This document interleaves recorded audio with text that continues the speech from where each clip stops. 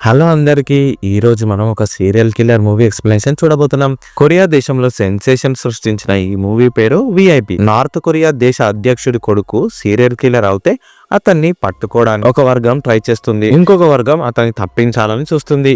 ఘోరమైన హత్యలు చేసే కిల్లర్ ని లాస్ట్ కు ఏం చేశారనేది మిగతా కథ. ఇక ఫుల్ స్టోరీలోకి వెళ్లే ముందు నాదొక చిన్న రిక్వెస్ట్. నేను ఎంతో కష్టపడి మంచి మంచి మూవీస్ మీ ముందుకు తేయడానికి ట్రై చేస్తున్నాను. ఈ వీడియో గనక మీకు నచ్చినట్టయితే లైక్ చేయండి అండ్ వీడియోని మీ ఫ్రెండ్స్ కి షేర్ చేయండి. ఛానల్ ని సబ్స్క్రైబ్ చేసుకోండి అండ్ నోటిఫికేషన్స్ కోసం వీడియో కింద ఉన్న బెల్ ఐకాన్ ని క్లిక్ చేయండి. మేము ఏ వీడియో అప్లోడ్ చేసినా వెంటనే మీకు నోటిఫికేషన్ అందుతుంది. ఇక ఫుల్ స్టోరీలోకి వెళ్తే ఓపెనింగ్ సీన్ లో మనకు ఏజెంట్ డేవిడ్ ని చూపిస్తారు. ఇతను కొరియా నుండి హాంకాంగ్ కి ఫ్లైట్ లో వస్తాడు. ఎయిర్పోర్ట్ లో తన అసిస్టెంట్ దగ్గర కార్ కీస్ ని తీసుకొని ఒక్కడే ఏజెంట్ గ్రే ని కలుస్తాడు. వాడేమో ఎదురుగా ఉన్న హోటల్ బిల్డింగ్ ని చూపించి అందులో ఉన్న కిమ్ ని ఎస్కోర్ట్ చేసి తీసుకొని రమ్మని చెప్తాడు. ఏజెంట్ డేవిడ్ గన్ తో హోటల్లోకి ఎంట్రీ ఇస్తాడు. కట్ చేస్తే 5 ఏళ్ల కింద జరిగిన ఫ్లాష్ బ్యాక్ ని మనకిప్పుడు చూపిస్తారు. నార్త్ కొరియాలో ఒక చిన్న పల్లెటూరులో ఒక అమ్మాయి స్కూల్ నుండి వస్తూ దారిలో ఉన్న పూల చెట్లను తాకుతూ వెళ్తుంది. అప్పుడే ఒక కారు జుమ్మని వచ్చి ఆగుతుంది. కారులో ఉన్న వాళ్ళు ఆ అమ్మాయిని కిడ్నాప్ చేస్తారు. కారులో కిమ్ అనే సీరియల్ కిల్లర్ కూడా ఉంటాడు. కట్ చేస్తే డిటెక్టివ్ లీని మనకు చూపిస్తారు. ఇతను హత్యలు జరిగిన క్రైమ్ స్పాట్ కి వెళ్తాడు. అక్కడ ఉన్న డెడ్ బాడీస్ ఎవరివో కాదు, ఇంతకు ముందు కిమ్ కిడ్నాప్ చేసిన అమ్మాయి వాళ్ళ తల్లిదండ్రులవి, ఇంకా ఇంట్లో వాళ్ళవి. వీళ్ళందరినీ హత్య చేసింది కూడా కిమ్మే. డెడ్ బాడీస్ ఫొటోస్ కూడా అక్కడ దొరుకుతాయి. ఈ హత్యలు చేసే విధానం పట్టి సీరియల్ కిల్లర్ కిమ్మే వీళ్ళని చంపాడని కన్ఫర్మ్ చేసుకుంటాడు మన డిటెక్టివ్ లీ. తర్వాత ఇదే మ్యాటర్ ని లీ వెళ్ళి తన సుపీరియర్ కి ఇన్ఫార్మ్ చేస్తాడు. వెంటనే ఆ ఎదవని పట్టుకుందాం సార్ అంటే సుపీరియర్ ఆఫీసర్ వద్దు, అతనికి చాలా ఇన్ఫ్లుయెన్స్ ఉంది, నువ్వు ఈ కేసు గురించి మర్చిపో, నిన్ను వేరే మిలిటరీ సెక్షన్ కి ట్రాన్స్ఫర్ చేస్తున్నా అని అంటాడు. దీంతో ఇక తప్పలేక లీ ఈ కేసుని వదిలేసి వెళ్ళిపోతాడు. కట్ చేస్తే ఇప్పుడు సీరియల్ కిల్లర్ కిమ్ కిడ్నాప్ చేసిన అమ్మాయిని చూపిస్తారు. ఈమెని తన ఫ్రెండ్స్ తో కలిసి కిమ్ రేప్ చేస్తాడు. నగ్నంగా ఉంచి బాడీ మీద సిగరెట్లతో కాల్చి హింసించి టార్చర్ చేసి చంపేస్తాడు. కట్ చేస్తే 3 ఏళ్ల తర్వాత మళ్ళీ మనకు ఇంకొక డిటెక్టివ్ అయిన చాన్ ని చూపిస్తారు. కిమ్ చేత హత్య కాబడ్డ లేడీ డెడ్ బాడీ సముద్రంలో ఇప్పుడు కొట్టుకొని సౌత్ కొరియా బార్డర్ కి వస్తుంది. ఈ డెడ్ బాడీని డిటెక్టివ్ చాన్ చూస్తాడు. కానీ ఇది మన పని కాదని చెప్పి అతను వదిలేస్తాడు. కానీ ఈ హత్య విధానాన్ని చూసి కిమ్ హత్య చేశాడని చాన్ కి అర్థమవుతుంది. తర్వాత ఈ సీరియల్ కిల్లింగ్స్ చేసే కిమ్ కేసుని డీల్ చేస్తున్న డిటెక్టివ్ జో గవర్నమెంట్ పెట్టిన ప్రెషర్ ని భరించలేక సూసైడ్ చేసుకుని చనిపోతాడు. ఇది డిటెక్టివ్ చాన్ ని తీవ్ర ఇబ్బందికి గురి చేస్తుంది. కట్ చేస్తే పోలీస్ చీఫ్ చాన్ ని పిలిచి డిటెక్టివ్ జో ప్లేస్ లో నువ్వు వెళ్లి కేస్ ని క్లోజ్ చేయి అంటాడు. కానీ చాన్ కొన్ని కండిషన్స్ ని పెడతాడు. చాన్ కేస్ ని డీల్ చేసే విధానం పూర్తి భిన్నంగా ఉంటుంది. అవసరమైతే ఇల్లీగల్ గా వెళ్ళైనా సరే మిషన్ ని కంప్లీట్ చేస్తాడు. ఇలా తను ఏం చేసినా బౌండరీస్ పెట్టొద్దని చాన్ చీఫ్ కి చెప్పి వెళ్ళిపోతాడు. గవర్నమెంట్ చాన్ కి టాస్క్ ఫోర్స్ టీమ్ ని ఇస్తుంది. ఇక మనోడు కిల్లర్ కిమ్ ని పట్టుకోవడానికి విశ్వ ప్రయత్నాలు చేస్తాడు. చనిపోయిన lady dead body post mortem జరుగుతుంది. కిల్లర్ కి సంబంధించిన DNA అమ్మాయి బాడీలో దొరుకుతుంది. ఇక దీంతో కిమ్ ఈజీగా దొరికిపోతాడని చాన్ అనుకుంటాడు. యాక్చువల్ గా కిల్లర్ కిమ్ అని చాన్ కి తెలుసు, కానీ అతని ఫేస్ ని ఎవరూ చూసి ఉండరు. సో ఇప్పుడు డెడ్ బాడీలో దొరికిన DNA శాంపుల్ ని మనకు అనుమానం ఉన్న అందరి సస్పెక్ట్స్ DNA తో మ్యాచ్ చేసి చూడండి అని చాన్ తన టీం కి ఆర్డర్ ఇస్తాడు. కానీ అసిస్టెంట్ ఒక అతను, బాస్ మనం అలా పర్మిషన్ లేకుండా DNA క్రాసింగ్ చేస్తే క్రైమ్ అవుతుందని చెప్తాడు. కోపం వచ్చిన చాన్ వాడి గూబ గుయ్యమనిపించి నేను చెప్పింది మాత్రమే మీరు చేయాలి, ఓవర్ యాక్షన్ చేయొద్దని చాన్ అంటాడు. ఇంతకు ముందు ఈ కేసుని డీల్ చేసిన ఆఫీసర్ సూసైడ్ చేసుకున్నాడని చెప్పాను కదా, అతని లాబీలో కిల్లర్ ఫైల్ ని చాన్ సంపాదిస్తాడు. మిగతావన్నీ డిస్ట్రాయ్ చేస్తాడు. కట్ చేస్తే ఇంటెలిజెన్స్ బ్యూరోలో సీన్ ఓపెన్ అవుతుంది. ఏజెంట్ డేవిడ్ ఇంకా ఏజెంట్ మ్యాన్సన్ లు కిల్లర్ గురించి మాట్లాడుకుంటారు. వీళ్లకు వాడు చేసే హత్యల గురించి తెలుసు, కానీ దేశ అధ్యక్షుడి కొడుకు కావడంతో వాడిని ఎలాగైనా కాపాడాలని మ్యాన్సన్ డేవిడ్ తో అంటాడు. ఆల్రెడీ ఇంతకు ముందు కిల్లర్ హాంకాంగ్ లో చాలా హత్యలు చేసినప్పుడు పోలీసులకి దొరికిపోతే ఏజెంట్ డేవిడే వెళ్లి బయటపడేస్తాడు. మళ్ళీ అదే సిచ్యువేషన్ ఇప్పుడు వచ్చింది. మనకు పైనుండి ఫుల్ ప్రెషర్ ఉంది.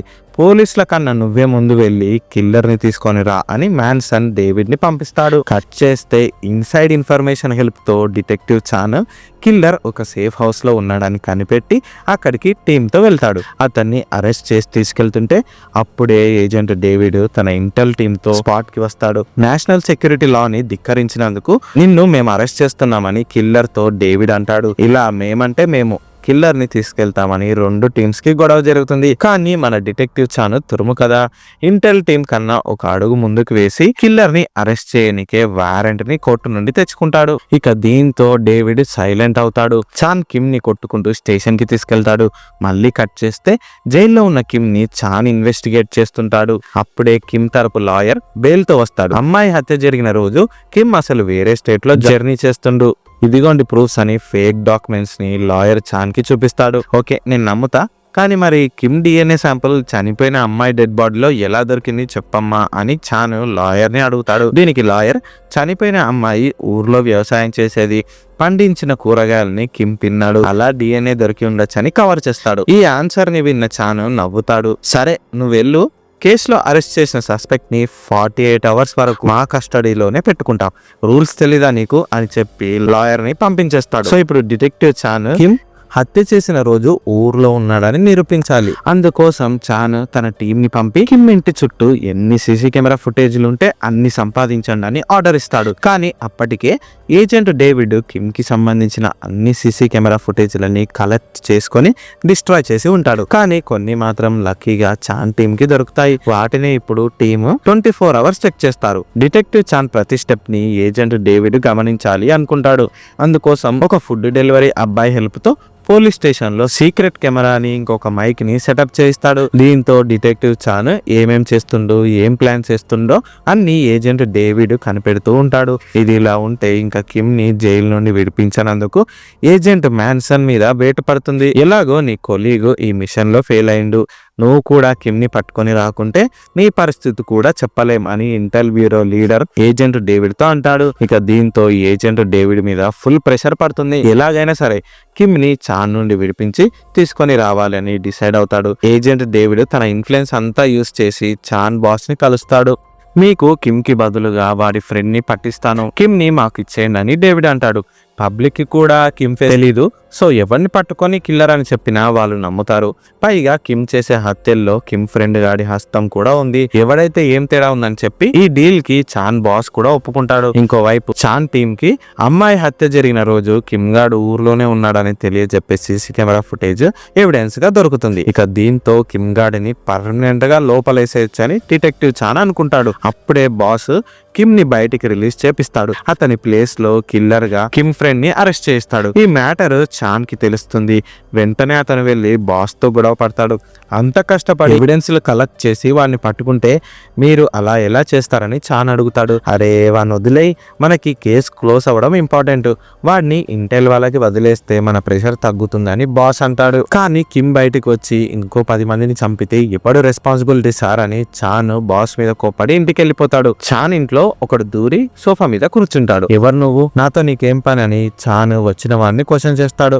వచ్చినోడు తన పేరు చెప్పడు, కానీ మనకు తెలుసు వాడి పేరు డిటెక్టివ్ లీ అని, నార్త్ మిలిటరీలో పనిచేస్తాడు. ఒకరోజు కిమ్ లీ ముందే హత్యలు చేసిండు.